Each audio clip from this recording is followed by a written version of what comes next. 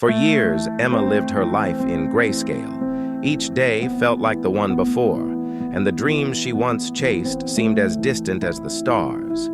But one cold winter evening, while sorting through forgotten mementos in a dusty attic, she stumbled upon an old sketchbook.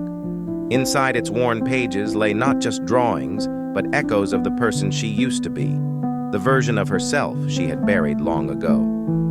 That night, she made a quiet promise to rediscover the colors of life and the courage to truly live. Emma had always been an artist at heart.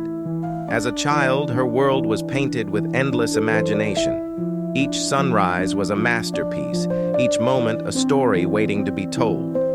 But as adulthood crept in, so did the doubts. A practical career, a demanding schedule, and the weight of others' expectations dulled the vibrant hues of her creativity. By 30, Emma felt like a shadow of her former self. The night she found her sketchbook, something shifted.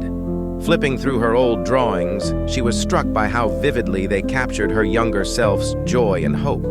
There were sketches of fantastical worlds, portraits of people she once loved, and scrawled notes about ideas she had been too afraid to pursue. That night, she sat down with a blank page and trembling hands. She didn't know where to start, but she knew she had to try. Her first attempts felt clumsy. Her lines were shaky, her colors uncertain. But Emma kept going. She made a habit of sketching every morning, even when self-doubt whispered cruelly in her ear. As the weeks passed, her skills began to return, and more importantly, so did her confidence. But it wasn't just about art.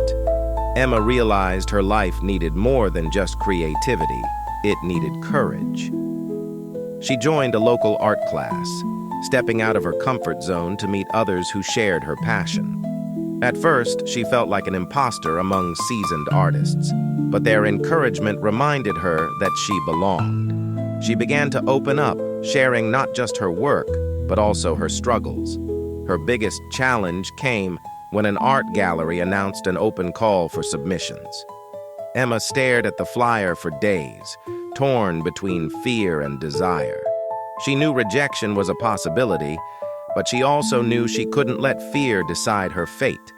With trembling hands, she submitted a piece, a self-portrait she titled Becoming. The night of the gallery opening, Emma stood among strangers as her work hung on the wall. She felt exposed, vulnerable, but also proud. People paused to admire her piece, and one woman even said, "This reminds me of the person I want to be." Emma smiled, realizing her art wasn't just healing her, it was inspiring others. From that moment, Emma's life blossomed. She didn't quit her job right away, but she carved out time for her passions. She traveled to new places, sketched in bustling markets, and painted in quiet meadows. She learned to embrace the messy, imperfect beauty of life. By the end of her journey, Emma's world was no longer grayscale. It was a vibrant, kaleidoscopic masterpiece, and she was the artist of her own destiny.